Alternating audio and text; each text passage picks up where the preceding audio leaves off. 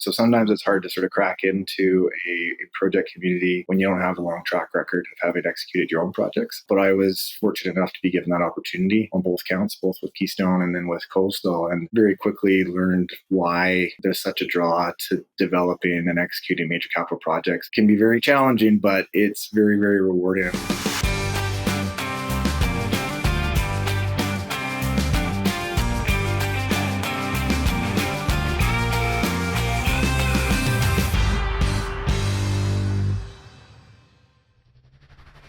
Welcome to Billion Dollar Projects, the only podcast sharing lessons from thought leaders who work in mining, oil and gas, and all other industrial verticals, where the projects have budgets in the millions and sometimes billions of dollars.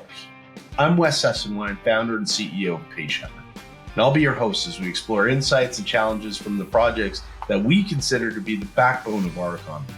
Now let's get started. Hi, everybody. Today I'm here with Matt Ryan. Matt, welcome and thanks for joining. Yeah, thanks for having me, Wes. Appreciate it. Matt, it'd be great to learn a little bit about your background, and I always like starting off by understanding, what was your field of study? Where did you start, and then how did you make the leap into the heavy industrial resource sector? Sure. No, it sounds great. Appreciate the question, Wes, and getting to introduce myself and have a conversation with you today. I grew up in Edmonton, so I've always been sort of in Alberta, connected to, I would say, the resource industries in Canada. In fact, my grandfather, I learned actually not that long ago, my grandfather was actually on the ground floor of the Leduc #1 well. So right at the sort of front end of some of the oil and gas development here in the province, which is pretty interesting story, which I did not know when he was still alive. So so always been connected, I think, through just roots in the province. And I started, at the U of A with a focus in finance and business. So I always wanted to get into something related to business management, business leadership, something that interested me. I thought I'd get into something in finance, and an opportunity came up with IBM to join them as a procurement professional at the time. I didn't even know what that was.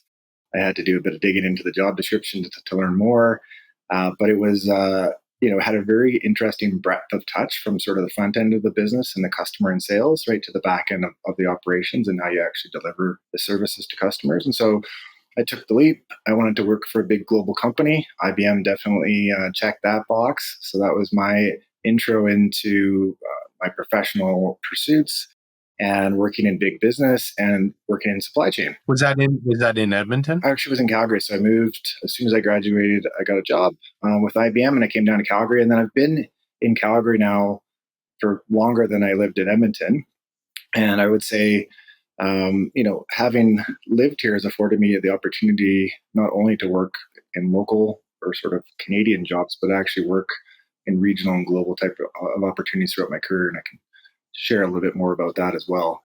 But no, we love Calgary. And I now have two daughters that are in the process of, one just graduated from high school last year. The other one's going to graduate this year. So that's exciting. And my wife is also connected into the oil and gas industry here in Calgary. So a lot of ties. But for myself, I spent the first 9 years of my career with IBM, growing in sort of more progressive supply chain type roles.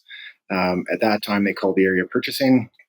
I grew from sort of frontline procurement activities to global category leadership and strategy development through my time there. So I really always enjoyed the strategic enterprise sort of 1,000-foot level view of business challenges, and so enjoyed that opportunity for growth with them. And then at that same time, the oil and gas business was just taking off here in Canada and certainly in Calgary. And I took the opportunity to step into a fast-growing business like Shell in Canada at the time. Well, it was a tremendous opportunity to sort of take some of the skills I'd gotten and sort of move industries, which is one of the things I love about supply chain expertise and capabilities. They're very transferable across industries. Maybe you have different suppliers, different types of challenges, but there's a very transferable skill set. So I joined Shell with the opportunity to grow into formal leadership opportunities. And so I led my first formal team as a leader. Really enjoyed that aspect of business, really enjoyed developing people, leading teams. And that continues to be, I think, a passion for me sort of throughout my career as I've moved along. With Shell, I had an opportunity to move into their global supply group, which was really an effort at the time to bring their downstream and upstream spend areas together to better leverage the enterprise.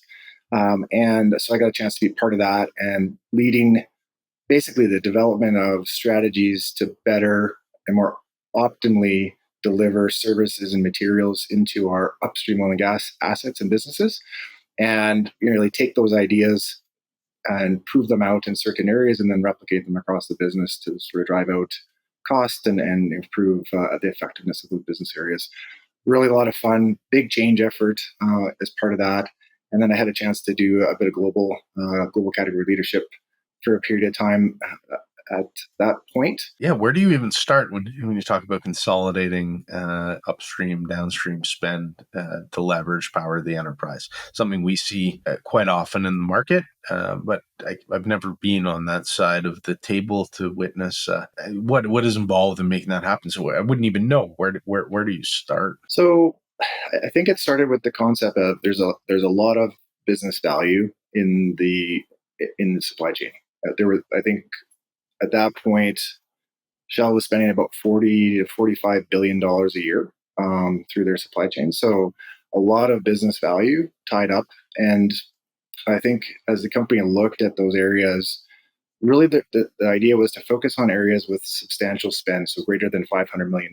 So there'd be a real opportunity to go after areas where there was at least a significant amount of spend in both the upstream and downstream, or like, where there was a catalyst really to say, let's bring it together, because left alone, the businesses will try to optimize within their own sphere of need and influence. And so we looked for areas where there was big buckets of spend on either side of the business, and so really started with 15 categories. Some of them were materials and equipment categories, and all the strategy really there was simplify, leverage, stack high, buy low in terms of your material and equipment suppliers. In the services side, it was more about developing relationships with strategic suppliers that really spanned across the different areas of the business. But it was more about how we went about contracting and working with those companies rather than necessarily leveraging.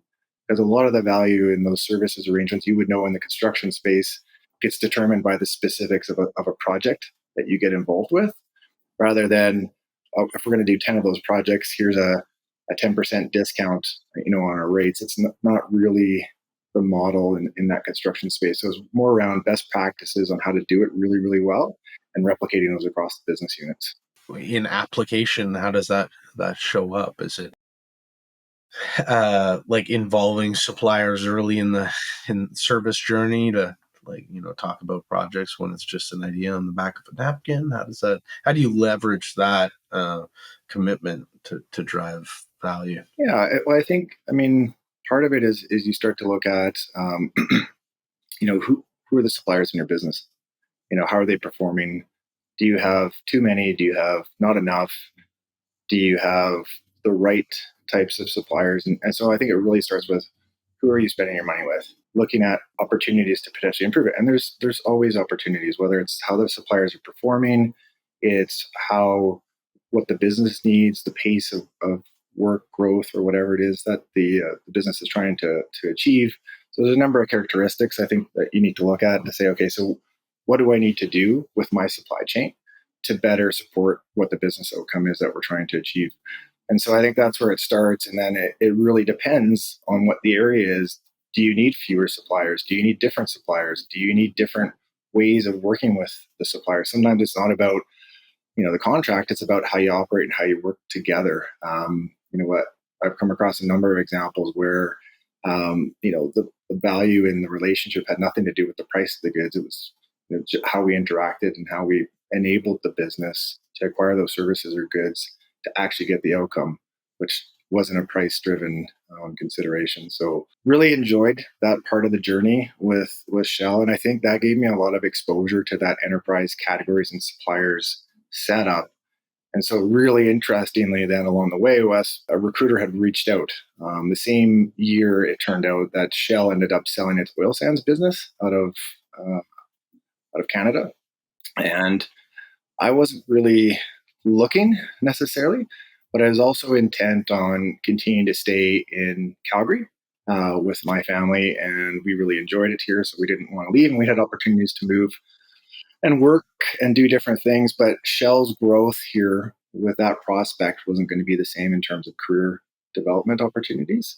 And I really wanted to continue to grow in organizational leadership capacities and bigger teams and bigger organizations, more complex scopes of work. And this opportunity came up out of the blue. I think I still have the email.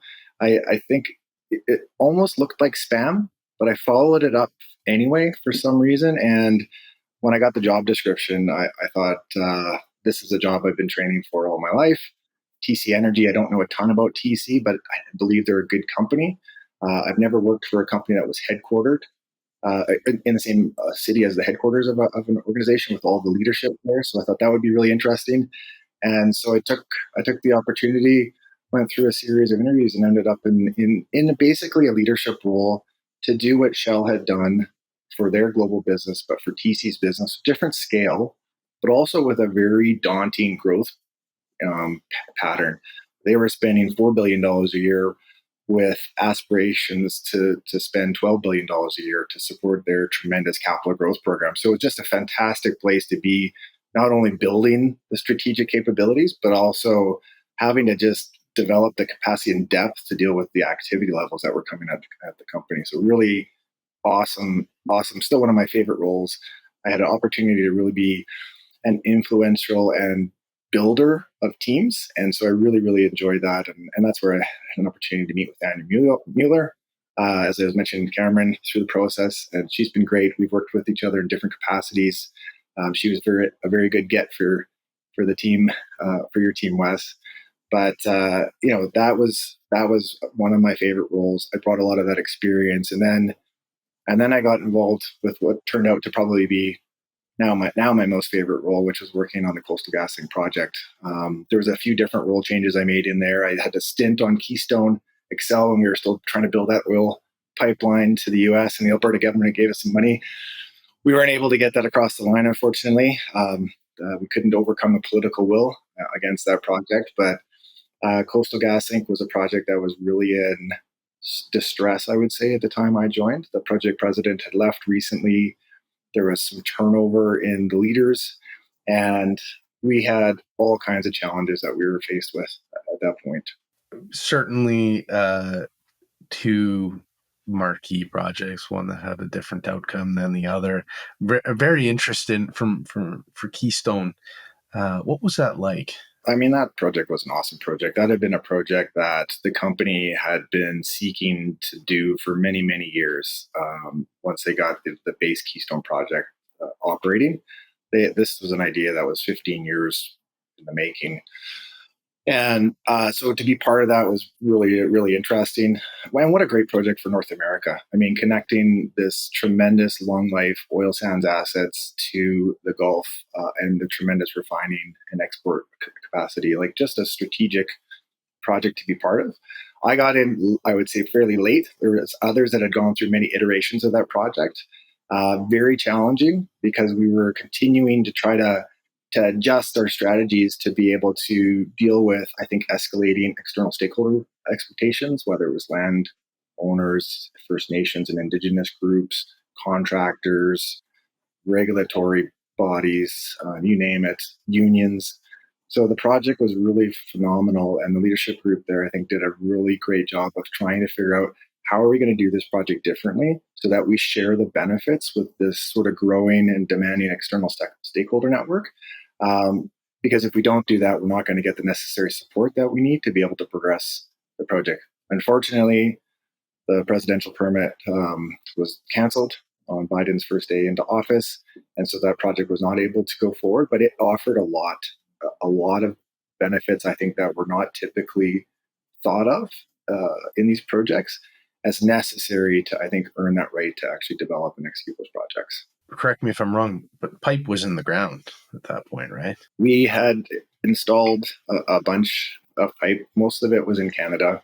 We had done the border crossing, so that was in place too. TC has since removed the border crossing as a permit canceling sort of requirement. But yeah, we put a couple hundred kilometers in the ground here in Canada. You've got an orientation to a mission, and I've heard it in how you described it, like, connecting long life oil sand assets with the tremendous refining power on the Gulf Coast. And that's something that, as Albertans, as Canadians, you can opt into and understand the impact that that'll have, only to have it kind of start and stop and start and stop. And that must be a stressor on any team in that environment. Yeah, no, 100%. It's they talk about these major projects creating their own weather sometimes, in terms of just all the things that can go wrong or can affect things.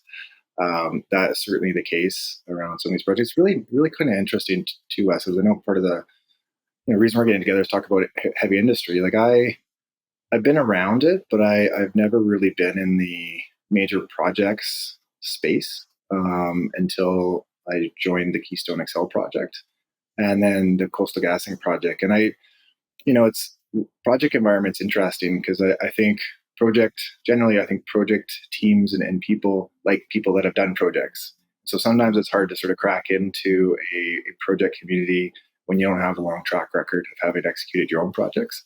But I was fortunate enough to be given that opportunity on both counts, both with Keystone and then with Coastal, and very quickly learned why there's such a draw to developing and executing major capital projects. It's one of those things where working in a big company that it gives you the one thing that everyone is there to accomplish, and that is a really fun environment to be part of and to be able to lead and create in. Can be very challenging, but it's very, very rewarding. And I think now I look back at being able to say I was part of the Coastal GasLink project, and a project that's going to enable the first the start of the LNG, a brand new industry in Canada, is pretty tremendous. And so for me, there's a tremendous amount of pride that I take from that opportunity, and I just I'm interested to find ways to connect with future projects like that because they were so rewarding, I think, and fulfilling personally for me. So I want to jump over to that experience. I want to ask a follow up. It's like, did you know? So I guess first part of the question, what was what was that draw for you after having been involved with the KXL project, having come from Shell? What was the draw for you after having been there for a little bit? So I like doing things that are hard to do. I really enjoy being part of something that's new, that somebody hasn't done before. That certainly was the case for the Coastal GasLink project. This is a remote project. Nothing like this had been done before, not like this, not to the standards and the complexity that we have today. That didn't exist many years ago when the original Trans Mountain oil pipeline was built. So nobody had done this, not for a gas pipeline, not of this size, not where we were going. So that to me was pretty interesting. And then I like dealing with challenging environments with lots of dynamics, complexities, ambiguity. It's uncertain how you're going to accomplish and solve that the challenge on any given day. You mix in, although this wasn't necessarily part of the draw, but you mix in the pandemic, the health authorities in Canada and how they treated major industrial projects at the time, and some of the restraints that were put on them, the remoteness, the protest risk, the environmental standards and challenges and compliance issues, the commercial tensions of all of the parties involved in this $10 billion plus project. And you are just dealing with a level of complexity that for TC certainly was probably at a level they had never seen before. Certainly as we started to get into how do we execute this thing successfully, we were stress testing processes and practices and standards because they'd never been established for something of this size and complexity in the past. So we were really rewriting the how-to on certain aspects of our work to be able to be successful to overcome some of those issues. Okay, so on that note, CGL project, can you just give a high-level overview for those who don't know much about the Coastal GasLink project? For sure. So the Coastal GasLink or CGL project is a 670 kilometer pipeline originating in the northeast of BC around Dawson Creek, connecting that area of the business and upstream gas development to the town of Kitimat in northern northwest BC. That project is a 48-inch gas pipeline, so a big pipeline. It will move in the first phase 2.1 BCF per day out of the Western Canadian basin. I think the Western Canadian basin is producing somewhere in the neighborhood of 16 to 18 BCF a day, so a substantial and material amount of new demand is coming on stream for that area. It will connect to two trains that LNG Canada is building in Kitimat, and those two trains will take and supercool the gas, and then they will begin their shipments of cargoes likely to Asia, but to their customer base. So that project really was required to be able to enable the development of LNG on the coast. That project has been in the making for probably late 2000s, 2007 or 8 is I think the first time I caught wind of sort of that project when I was at Shell. Actually, I actually got involved at one point. It's really interesting sort of backstory, Wes. I'll give you right on this one, but at one point I got connected into a projects team. They were just kind of growing this projects team, and they wanted to get some supply chain support because they were wondering about how they should go about RFPing for a pipeline partner at the time. So it was really, really interesting. Like, so how are we going to go about selecting the supplier of this $5 billion pipeline project? So I never did a lot of work on it. I got just a little bit involved, and they got the right people and team members together. But it was quite interesting. That was sort of at the front end, and many of the relationships in the local communities TC's held now for 15 plus years now over time. So it started quite a while ago. FID was taken in 2018, which was tremendous. And then really that project now has one 100 megawatt sort of compression station at the front end of the project that will be sufficient to push those volumes through the pipeline. And then fingers crossed for the team on phase 2 that they will then add more compression to that pipeline to basically be able to nearly double the volumes through. It also supports the development of the Cedar LNG project, which is a smaller offshore LNG plant that will be constructed in the port near Kitimat.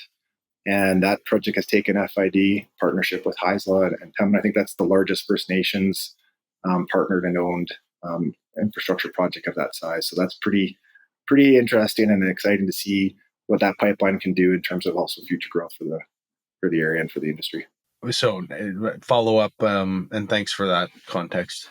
How would you describe some of the complexities of overseeing supply chain operations for such a large scale project like that?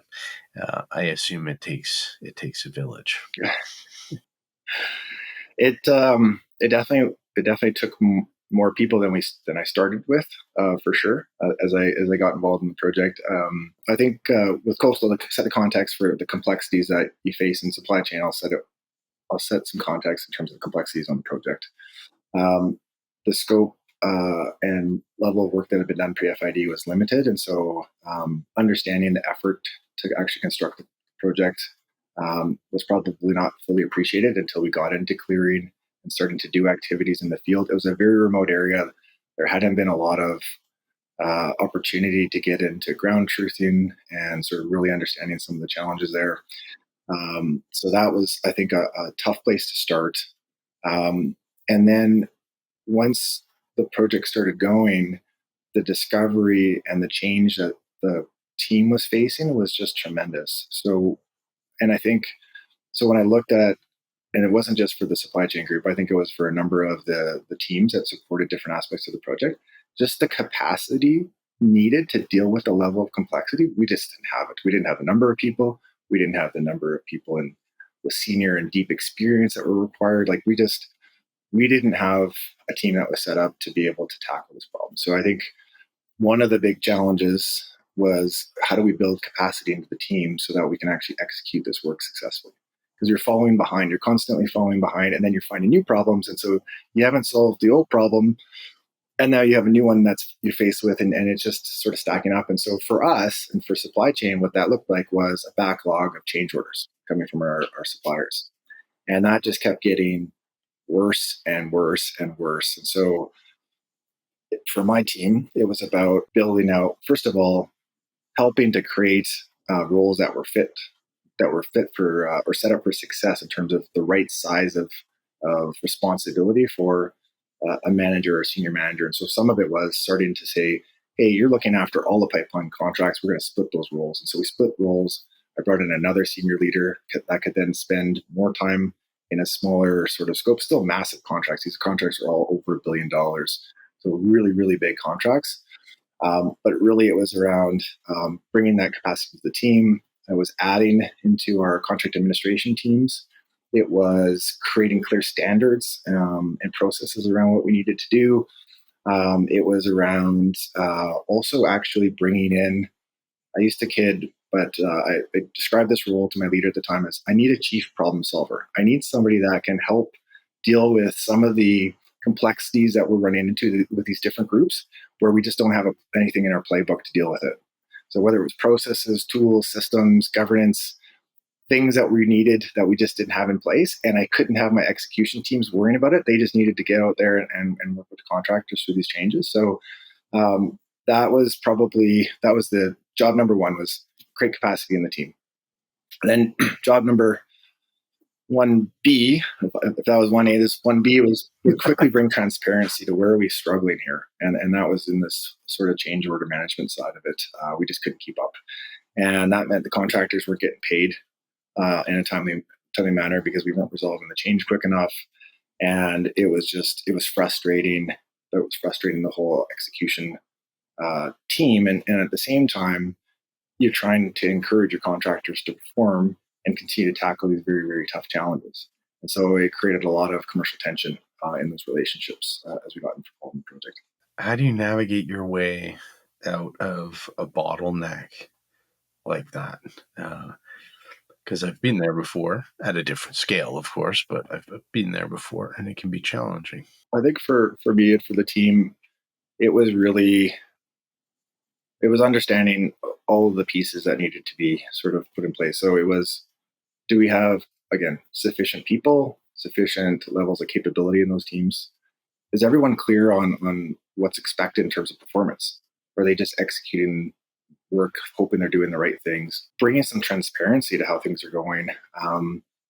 Starting to identify indicators where maybe things that are happening upstream of the supply chain team are maybe being done in a way that will enable the supply chain team then to do their work effectively.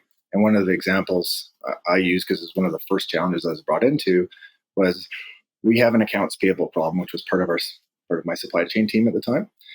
We're not paying our suppliers on time, and we're not able to forecast the cash needs on the project because all of this was being debt financed, and so they were trying to pull money on a regular basis to fund the project. Well, I quickly got in, and what you quickly learn is, well, it's not an accounts payable problem. They pay the bills as long as there's approved funds. They've got a good invoice. There's a purchase order in place.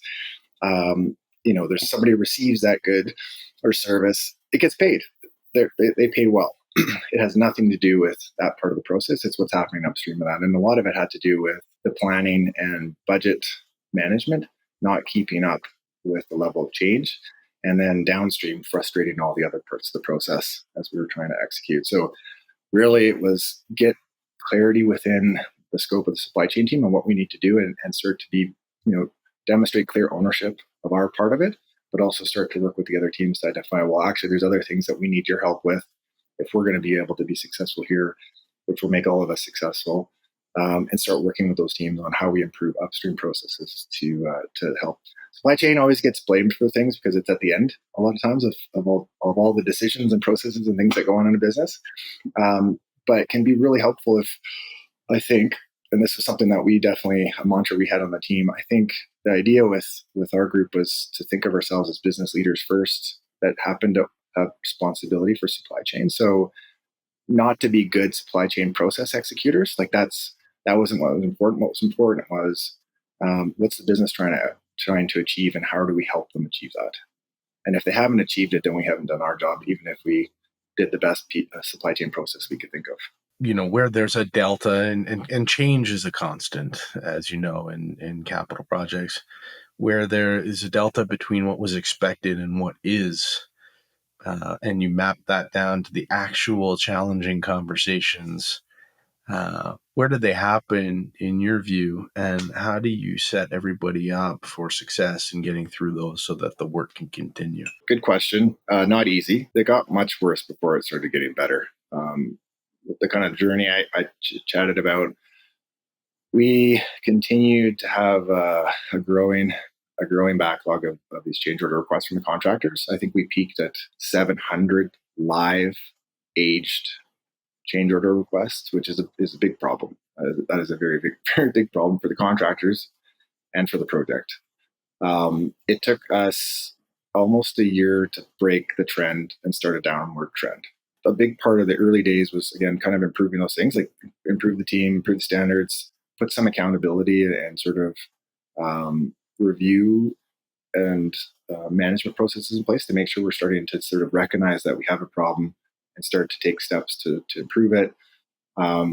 For my chief problem solver, as I like to call him, creating some enabling functions, tools, things to make people's jobs easier was also a big part of that, so that they could see that they were having the support they needed to be able to overcome this challenge.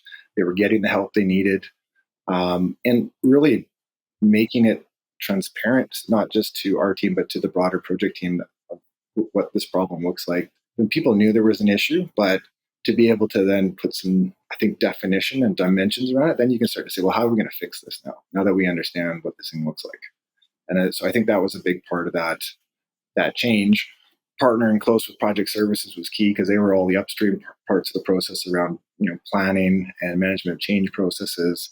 And so we really started to integrate with those guys very, very tightly, so that we could all sort of start working with our project execution teams and implementation teams to really help them understand all the things that were going on and sort of drive that change together. So I have a question.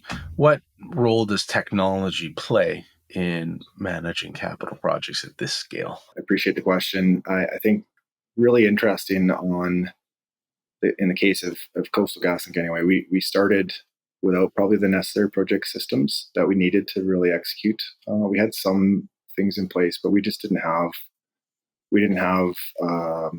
the integrated systems that we required. So our project controls teams were planning within their own sort of domains and spreadsheets and things. Our supply chain groups were contract managing within their own big spreadsheets and own domains. And so nothing really talked across all of those processes, other than your payment processes eventually ended up in SAP. But a lot of the workflow was not technology enabled, and a lot of things were contained within individuals' own computers or spaces. So even trying to get visibility to where things were at, you had to go find the person that had it. So that was a real big problem that the project faced. I don't know if they had a great appreciation for how big of a problem that was going to be, given the complexity and all the change that the project was going through.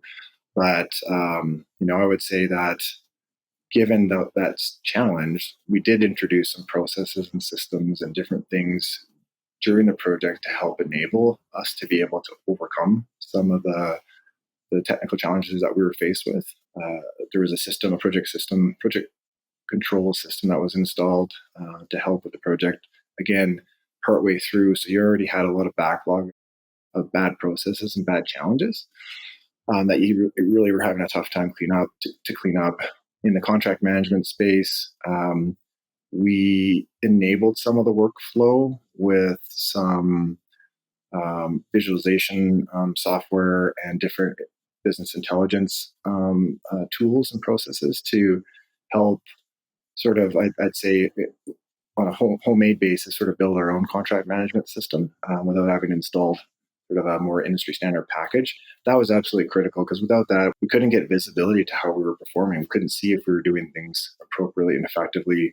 We couldn't integrate that and work with other parts of the project to to figure out how we were going to tackle some of those issues together because we just didn't have the capability to do it. So I would say on the technology side is absolutely critical. And I think as part of that, I know the team that's looking at, what future phases of the project might look like are really thinking hard about, you know, do we have the necessary in-house capabilities to execute the different parts of this work, or do we have to think seriously about bringing in partners that have that kind of scale and capability as part of their own business model? So it could be an EPC, EPCM type of arrangement, but companies that are built for doing one thing and that's executing projects.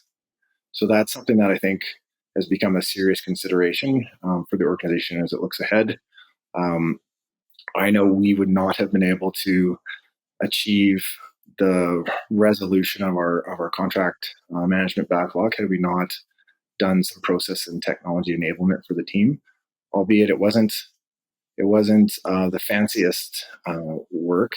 It was very agile because we had the folks in the team that were able to make changes and adjust. And which was valuable because as we solved one problem, then we discovered that we would discover that, okay, now we've resolved that problem. There's another issue here that's holding us back that we need to address. So, there was a lot of it, I think, advantage to having that in-house and being able to sort of problem solve and adjust our tools and processes to accommodate changes and issues. Take it where you want. When you think of your career in major projects, what was the most challenging moment that you had for yourself as a professional? And what was your lesson learned coming out of that challenging moment?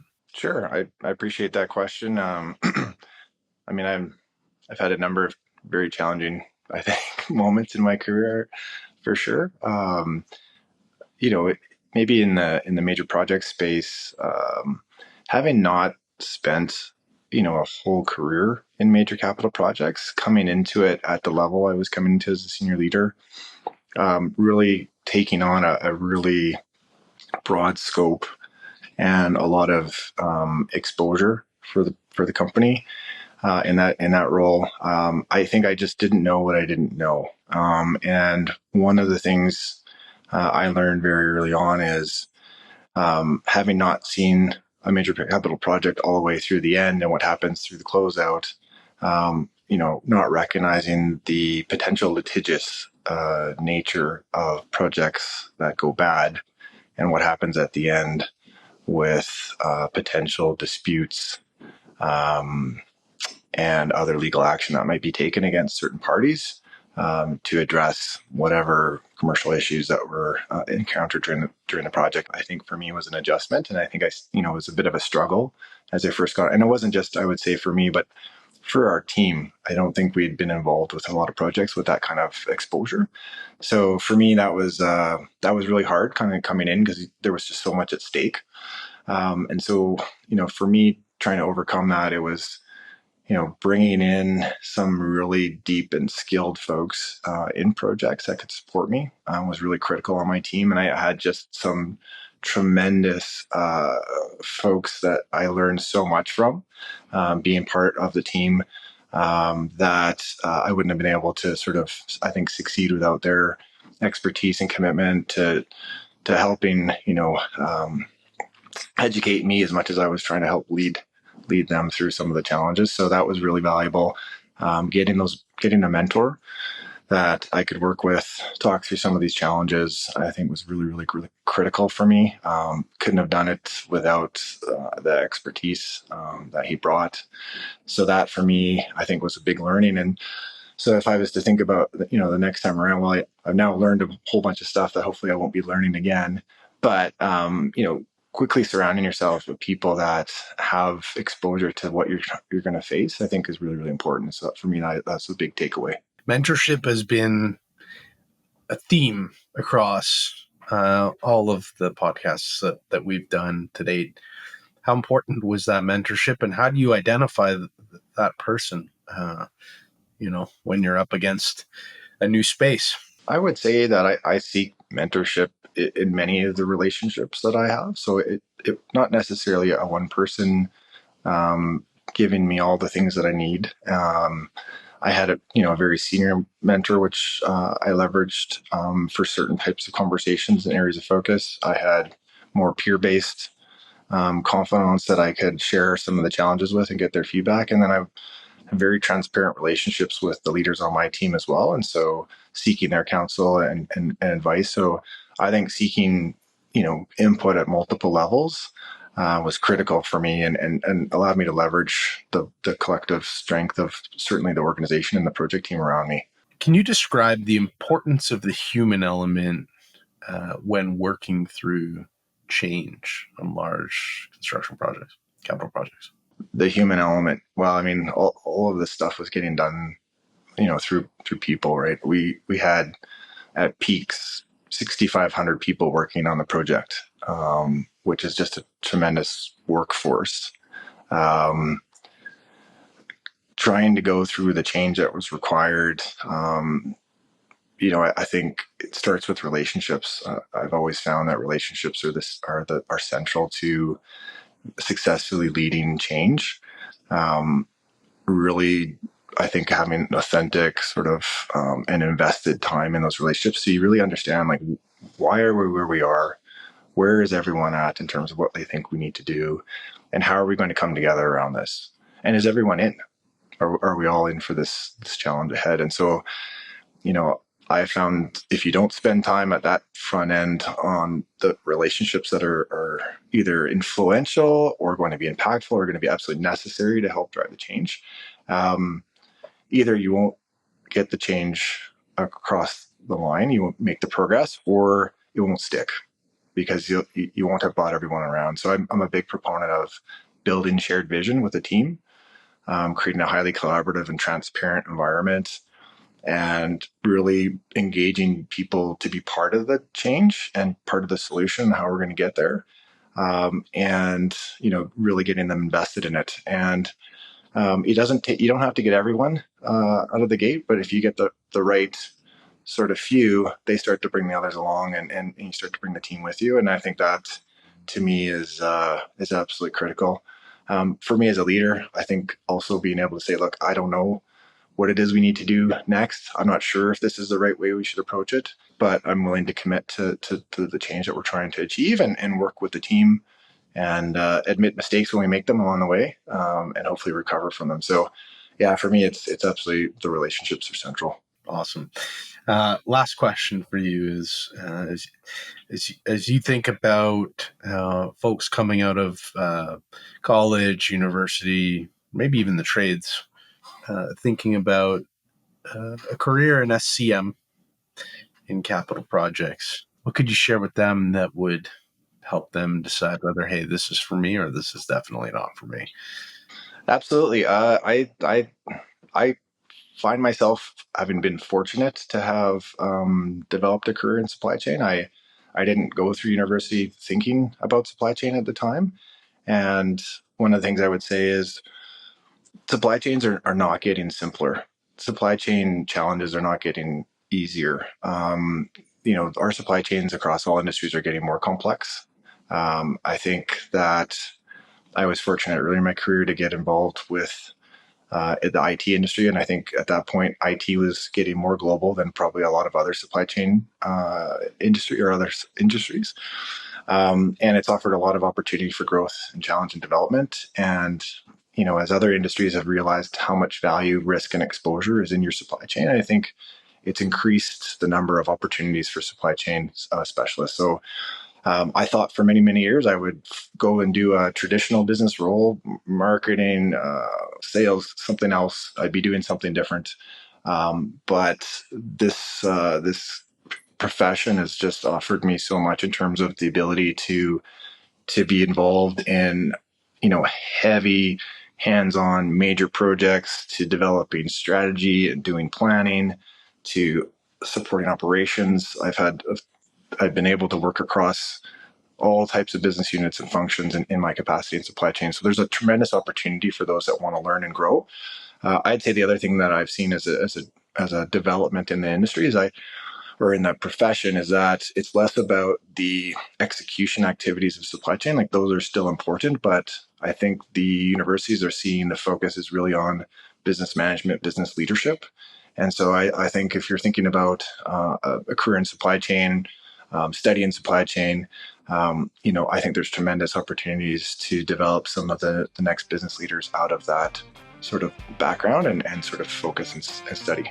That's great perspective. Matt, thank you very much. I appreciate your time today. It was great. Wes, it was great. Yeah.